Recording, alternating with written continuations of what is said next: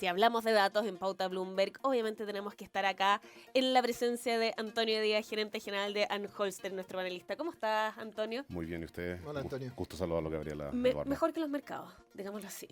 Sí, estos son como los días que uno quisiera tener su plata en pesos, no indexada a nada. Claro, efectivamente, bajo el colchón, ahí. Un par de lingotes de oro o algo. No, pero sé, ahí como... la recomendación siempre, manténgase. En este minuto de caídas tan fuerte, lo peor que uno puede hacer es tomar decisiones apresuradas. No, digo Claro. en general, si Sí, uno tuviera no, una bola de manera. cristal, Sí. sería como lo ideal. De todas maneras. Pero volviendo al tema que nos convoca, el coronavirus. China está haciendo el uso de datos que ya tenía en realidad con bastante anticipación. Tenemos uso de datos de China en casos que han sido bastante controversiales, como los de el año pasado contra la minoría musulmana que vive en China.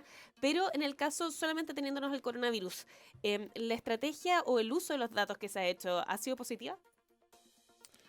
Es difícil saber, yo creo que hay dos partes del uso, el uso de los datos en las pandemias, que son las metodologías de captura de la data. Y yo creo que en eso yo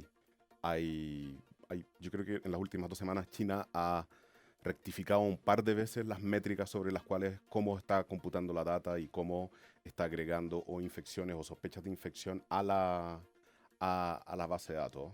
Me da la impresión de que han ido, en algunos casos se veía una tendencia a la baja bastante notable y con unos pics bastante notables que se traducían en efectivamente cambios de metodología de captura. Pero absolutamente están usando eso. Ahora, lo que les quería comentar es que el concepto, el tipping point que se maneja en esto de las pandemias, es algo muy usado, sobre todo desde el año 2000 en las aplicaciones, casi todas. No sé, por ahí por el año 2003 nosotros participamos en un estudio con Yahoo en que la pregunta era cuántos usuarios yo tenía que tener en Yahoo Messenger para que nunca lo dejara usar. Y el número eran 7. Entonces empezaba con un concepto que se llama el tipping point, es decir, tú haces todos los esfuerzos de marketing para efectivamente tratar de llegar a 7 personas y cuando llegas a 7 personas te dejas de preocupar de cierta forma porque el usuario lo va a seguir usando permanentemente. Solo con 7. Solo con 7. Si tú estudio... llegas a 7...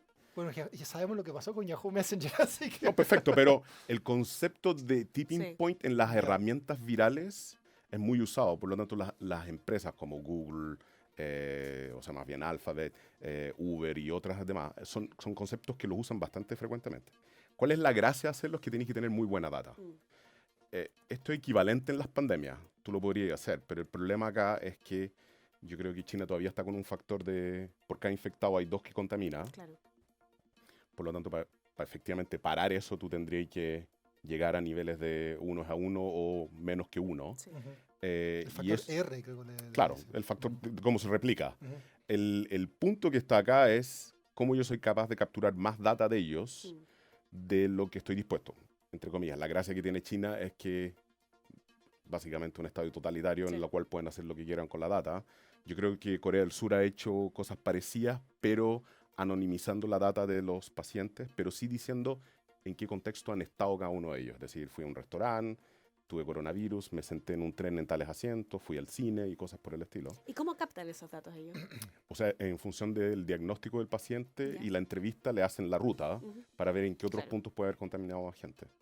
Ese es un punto no menor. O sea, acá tú entras efectivamente a todos los conflictos de data personal y el problema que tenemos nuestras democracias, que son, nosotros vamos a ser lentos en reaccionar a este tipo de cosas porque capturar data de este estilo involucra data médica, data personal familiar y así sucesivamente, que no son fáciles de obtener. O sea, yo creo que China en este sentido tiene una gran fortaleza.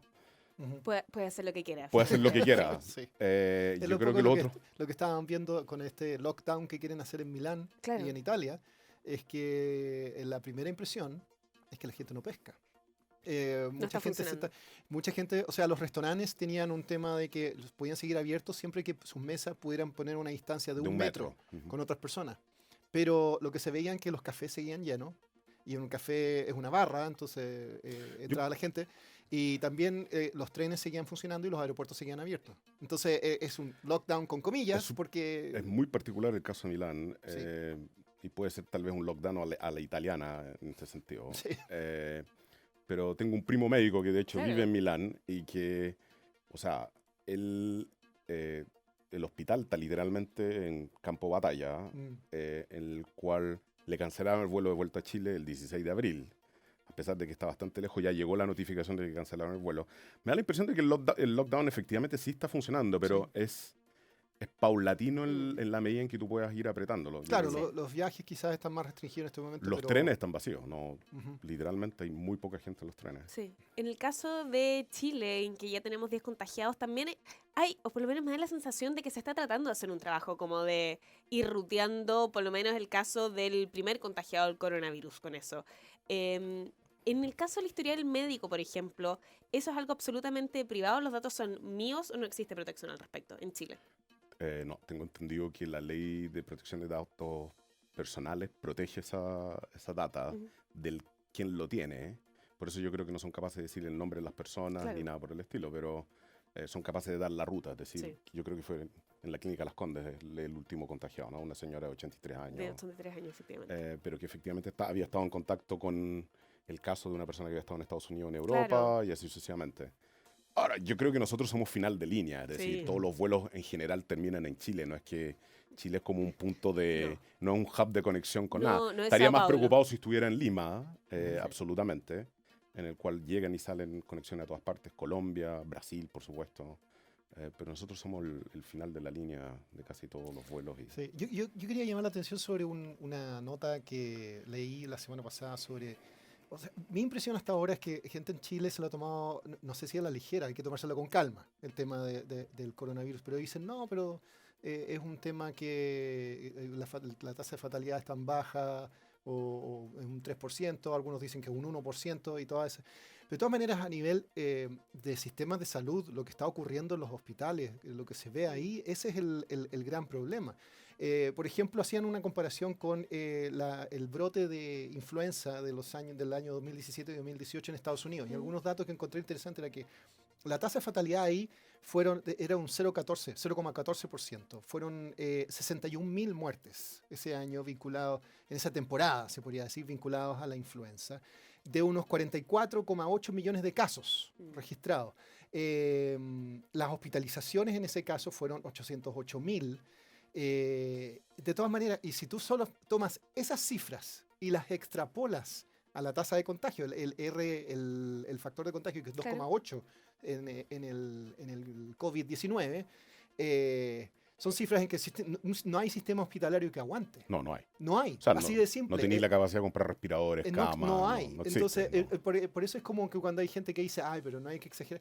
No es un tema claro, te da el coronavirus, quizás ni siquiera presentes síntomas, pero a nivel macro, a nivel de sistema de salud, si estamos hablando de salud pública, puede ser un grave problema. Entonces, ese es un tema porque, de hecho, había una columna de por qué Bill Gates está tan preocupado con el coronavirus. Hace Porque décadas. él lo está viendo.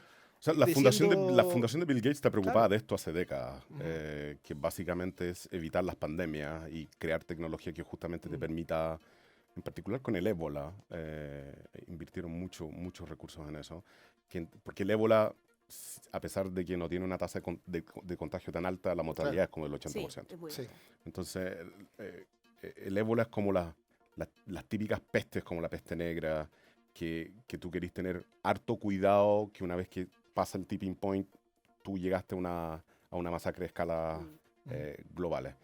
En este caso, lo que yo he leído, y nuevamente, yo no soy médico, pero desde el punto de vista de la data, la parte que es extremadamente, y por la cual yo me preocuparía en general de estas cosas, es el R de contagio y el periodo de incubación, ¿cierto? Que tú puedes estar varios días sin mostrar además... solo con la nariz y la síntomas, garganta un poco inflamadas, pero efectivamente estáis con eso. Y la cantidad de personas que tú podéis tener alrededor tuyo que tú puedas contaminar justamente por lo contagioso que es. Esa parte me da la impresión de que amerita tener conversaciones súper serias respecto a qué data podemos tener y cuál es un sistema de, entre comillas, pandemia que podríamos tener en el futuro. SARS y MERS fueron muy bien contenidos en su momento, pero no tenían tasas de contagio ni siquiera cercanas a esta. A mí me da la impresión de que esto pone en efecto que tú necesitas sistemas de salud mucho más eficientes en la categorización de las enfermedades y quiénes están enfermos o no, porque da la impresión de que Estados Unidos durante varias semanas estuvo casi como si fuera una isla, y siendo que Estados Unidos es probablemente de los países con mayor conectividad aérea en el mundo y destinos en el mundo, y que en Seattle aparentemente está toda una comunidad infectada sin que nadie supera. Exacto. Encapsulada. Bueno. ¿Puedo tirar el último dato ya? Nerd, friki, total. Hay un caso que se está estudiando virtual sobre una pandemia. ¿Cómo? ¿Conocen el juego? Era un juego de estos online en que la gente interactuaba, World of Warcraft. Sí, absolutamente. Y el tema fue finalmente no me siento viejo con un juego que estén mencionando acá. Pero de todas maneras... Me hubierais dicho TikTok, que yo habría dicho... No, pero lo estudiaron porque el 2005 hubo una pandemia virtual. Sí, claro. Y todos los jugadores vieron cómo sus personajes se contagiaban de una enfermedad que pasó. Y lo están volviendo a estudiar para ver el caso de propagación de una pandemia. ¿Y qué pasó finalmente con ese caso? Creo que después metieron un software y limpiaron el sistema, claro. No podemos hacer en este caso. Pero de todas maneras mucha gente lo está estudiando por el punto de vista de reacción social. Hubo gente que contagiaba a otras a propósito, otros que se aislaban de forma... ahora, todo esto ocurrió en un mundo virtual. Claro. Pero se llamó el incidente de la sangre corrupta. Estos son los momentos en los cuales a ti te gustaría tener un Estado que sea gran hermano. Estos son los momentos para justamente ayudarte a contenerlo. Estos son los momentos que te gustaría tener un Estado gran hermano. Sí, el tema son el resto de los días. Los 300, saquémosle los 14 días de cuarentena. Sí. Los 350 días restantes o 51 días restantes tú no los quieres tener.